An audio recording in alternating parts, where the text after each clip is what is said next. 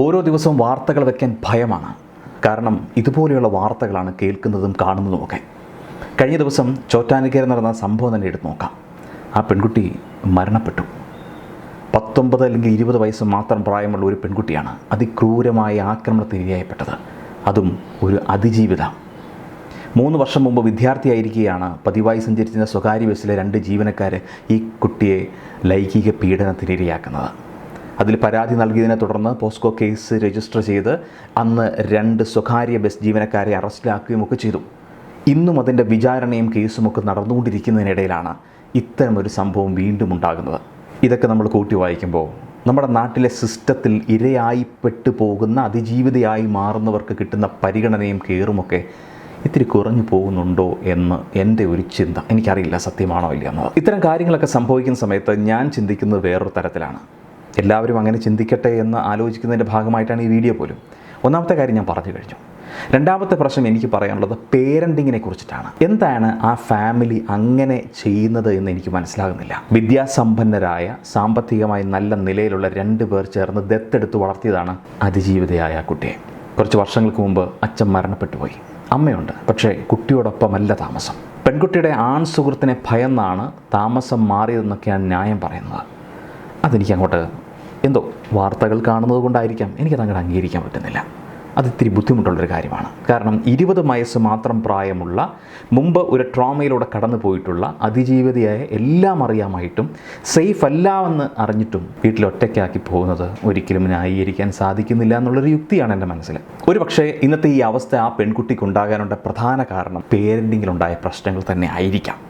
കാരണം സുരക്ഷിതത്വമില്ലാത്ത കുടുംബാന്തരീക്ഷം കുട്ടികളെ മോശമായി സ്വാധീനിക്കും. കുട്ടികളുടെ ശരിയായ ആവശ്യം എന്താണെന്ന് തിരിച്ചറിയാൻ പറ്റാത്ത നേരത്ത് അതിന് കഴിയാത്ത പേരൻറ്റിങ് രീതിയാണ് പലർക്കും ഇപ്പോഴുമുള്ളത്. കുട്ടികൾ വഴിതെറ്റാനുള്ള ഒന്നാമത്തെ കാരണമായി വിദഗ്ധർ ചൂണ്ടിക്കാണിക്കുന്നതും രക്ഷിതാക്കളുടെ അശ്രദ്ധ തന്നെയാണ്.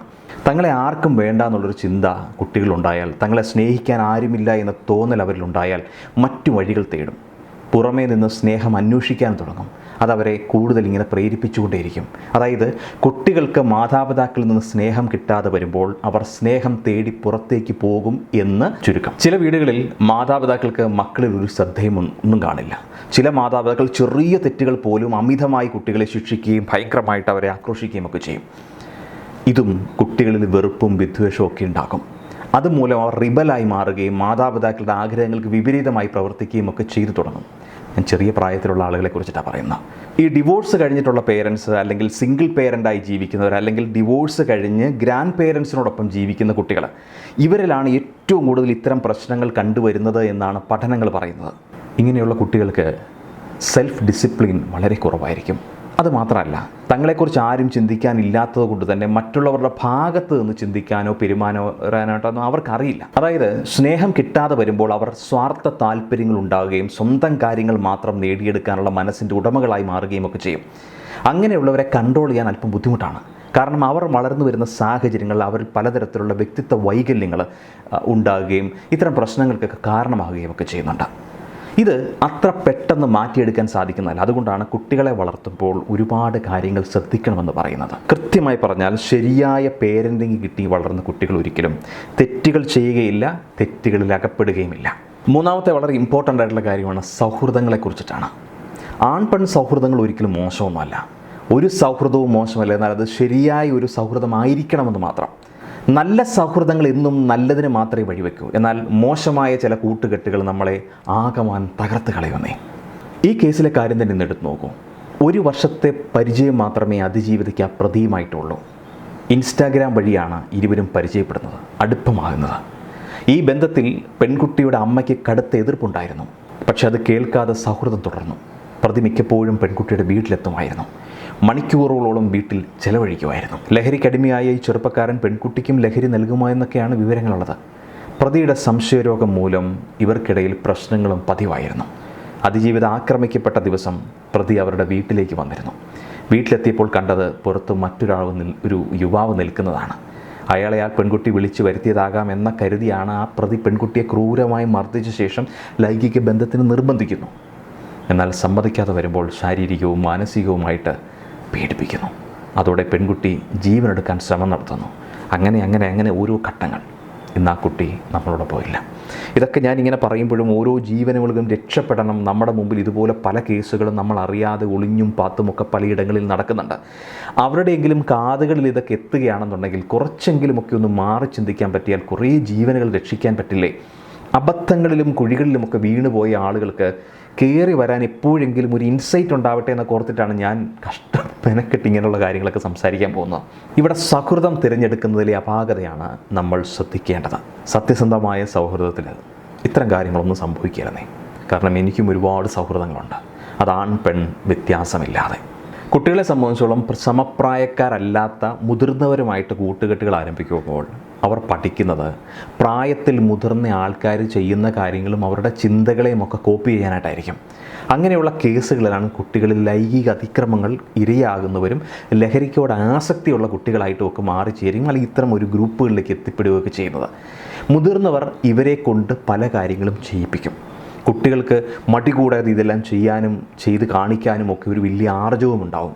പക്ഷേ തനിക്ക് മാതാപിതാക്കളിൽ നിന്ന് ലഭിക്കാത്ത പലതും ഇവർ നൽകുന്നുണ്ട് എന്നൊരു തെറ്റായ ധാരണയാണ് പലപ്പോഴും ഇത്തരം കാര്യങ്ങൾ ചെയ്യാനായിട്ട് മാതാപിതാക്കളെക്കാൾ കൂടുതൽ ഇഷ്ടത്തോടെ അവർ പോകാനും പ്രവർത്തിക്കാനും ഒക്കെ ശ്രമിക്കുന്നത്.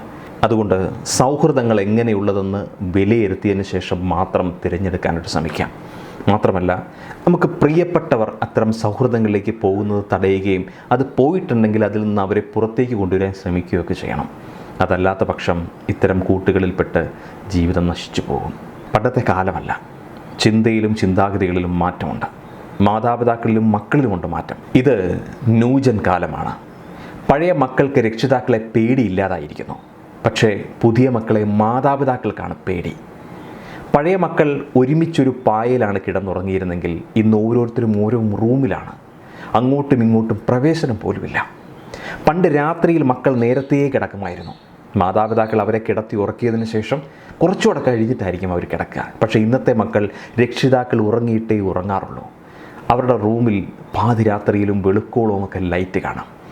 മുമ്പ് മക്കൾ വീട്ടിൽ വലിയ വോയിസ് ഒന്നും ഉണ്ടായിരുന്നില്ല മക്കൾക്ക്. ഇന്ന് മക്കളുടെ വോയിസിനിടയിൽ രക്ഷിതാക്കളുടെ വോയിസ് കേൾക്കുന്നുണ്ടോ എന്നതാണ് സംശയം. പണ്ട് വീട്ടിൽ എന്തുണ്ടാക്കിയോ എന്നതായിരുന്നു മെനു. എന്നാൽ ഇന്ന് മക്കളുടെ മെനുവാണ് വീട്ടിലെ മെനു. പണ്ട് രക്ഷിതാക്കൾ ശാസിച്ചാൽ മക്കൾ കരയുമായിരുന്നു. എന്നാൽ ഇപ്പോൾ ദേഷ്യവും വാശിയും ചിലപ്പോൾ സ്വന്തം ജീവൻ പോലും കളയുകയും മറ്റുള്ളവരുടെ ജീവൻ എടുക്കുകയും തയ്യാറാകുന്ന കുട്ടികളാണ് ഇന്നത്തേത്. എല്ലായിടത്തും ഇല്ലെങ്കിലും പലയിടത്തും ഇതാണ് അവസ്ഥ. ഇതോടൊപ്പം ലഹരി കൂടെയാകുമ്പോൾ എല്ലാം പൂർത്തിയാകും. എൻ്റെ മക്കൾ ഇങ്ങനെ ഒന്നും ആവില്ല എന്ന് ആഗ്രഹിക്കാം, പക്ഷെ ആരെയും കണ്ണടച്ച് വിശ്വസിക്കരുത്. കാലം മോശമാണ്. ശ്രദ്ധ എപ്പോഴും ഉണ്ടാകണം. ലഹരി വസ്തുക്കളുടെ ഉപയോഗം ഒരു ദിവസം കൊണ്ട് ഉണ്ടാകുന്നതല്ല. അറിയാനുള്ള ആഗ്രഹം, സമപ്രായക്കാരുടെയോ മുതിർന്നവരുടെയോ ഒക്കെ പ്രേരണ, ബോറടി മാറ്റാൻ, വിഷമം മാറ്റാൻ, വീട്ടിലെ പ്രശ്നങ്ങൾ മറക്കാൻ, ക്ഷീണം മാറ്റാൻ, അധികമായി ലഭിക്കുന്ന പോക്കറ്റ് മണി ചിലവാക്കാൻ എന്നിങ്ങനെയൊക്കെയുള്ള ലഹരി വസ്തുക്കളിലേക്ക് കുട്ടികളുടെ ശ്രദ്ധ മാറുന്ന കാരണങ്ങൾ ഒരുപാടാണ്. തുടക്കത്തിലെ കണ്ടുപിടിക്കാൻ കഴിഞ്ഞാൽ വലിയ ബുദ്ധിമുട്ടില്ലാതെ കുട്ടികളെ അതിൽ നിന്ന് പിന്തിരിപ്പിക്കാൻ നമുക്ക് സാധിക്കും. വൈകിപ്പോയാൽ അല്പം ബുദ്ധിമുട്ടാണ്. എല്ലാവരും ലഹരിയിൽപ്പെട്ടു പോകും എന്നല്ല ഞാൻ പറഞ്ഞത്. അതിനുള്ള സാഹചര്യങ്ങൾ കൂടുതലാണ് എന്നാണ് ഞാൻ ഉദ്ദേശിച്ചത്. കുട്ടികളുടെ സ്വഭാവ രൂപീകരണത്തിൽ വലിയ പങ്കാണ് പേരൻറ്റിങ് എന്നുള്ള കാര്യം പേരൻസ് മനസ്സിലാക്കും. ലഹരി മരുന്നിൻ്റെയും മയക്കുമരുന്നിൻ്റെയും പിടിയിൽ വിദ്യാർത്ഥികൾ എത്തിപ്പെടുന്നതിൻ്റെ പ്രധാന കാരണമായി ചൂണ്ടിക്കാണിക്കുന്നത് പേരൻറ്റിങ്ങിലെ പാളിച്ചകൾ തന്നെയാണ്. അതുകൊണ്ട് തന്നെ താൻ എങ്ങനെയുള്ള രക്ഷിതാവാകണം എന്നതിൻ്റെ കൃത്യമായ ധാരണ ഓരോ അച്ഛനമ്മമാർക്കും ഉണ്ടാകണമെന്നേ. നിങ്ങളുടെ കുട്ടികൾക്ക് മുമ്പുണ്ടായിരുന്നതിനേക്കാൾ വ്യത്യസ്തമായ രീതിയിലുള്ള സ്വഭാവങ്ങളോ സ്വഭാവ വ്യത്യാസങ്ങളോ ദേഷ്യമോ ഒക്കെ ഉണ്ടാകുന്ന സമയത്ത് ഒന്നോ രണ്ടോ തവണയൊക്കെ മാതാപിതാക്കളുടെ ഭാഗത്തുനിന്ന് സംസാരിച്ചിട്ട് അതിൽ മാറ്റങ്ങളൊന്നും ഇല്ലാതെ എന്തോ ഒബ്വിയസ് ആയിട്ട് തോന്നുന്നുവെങ്കിൽ നിങ്ങൾ നിർബന്ധമായിട്ടും ഒരു ക്ലിനിക്കൽ സൈക്കോളജിസ്റ്റിനെ കാണണം. ഒരു കൗൺസിലിങ്ങിൻ്റെ ഭാഗമായിട്ട് ചില ആവർത്തികളായിട്ട് ഓരോ സ്റ്റേജുകളായിട്ട് അത് കൃത്യമായിട്ട് പുറത്തു കൊണ്ടുവരാൻ സാധിക്കും. എന്നിട്ട് തെറാപ്പികൾ എടുക്കുക. എന്നിട്ട് കുട്ടികളെ നല്ല ജീവിതത്തിൻ്റെ ഭാഗമാക്കാനായിട്ട് നിങ്ങൾ ശ്രമിപ്പിക്കുക. പനി ഉണ്ടാകുന്ന സമയത്ത് ആശുപത്രിയിൽ കൊണ്ടുപോകാൻ നിങ്ങൾ എടുക്കുന്ന അതേ ലാഘവം തന്നെ മാനസിക ആരോഗ്യ മേഖലകളിലുമൊക്കെ ഒരുപാട് ഡെവലപ്മെൻറ്റുകൾ നടന്നുകൊണ്ടിരിക്കുകയാണ്. അവിടെയും അവരൊക്കെ എത്തട്ടെ. ഭാവിയുടെ വാഗ്ദാനങ്ങളായി മാറേണ്ട പുതിയ തലമുറ ഒരു മുഴം കയറിലോ ആരുടെയെങ്കിലുമൊക്കെ ആക്രമണത്തിലൊക്കെ പെട്ട് ഈ ഭൂമിയിൽ നിന്ന് ഇല്ലാതായി പോകുന്നതിനേക്കാട്ടിൽ എത്രയോ മനോഹരമായാണ് നമുക്ക് അവരുടെ ജീവിതത്തെ ചേർത്ത് പിടിക്കാനായിട്ടും രക്ഷിക്കാനുമൊക്കെ സാധിക്കുന്നതെങ്കിൽ. Think positive. Have a great day. Bye by.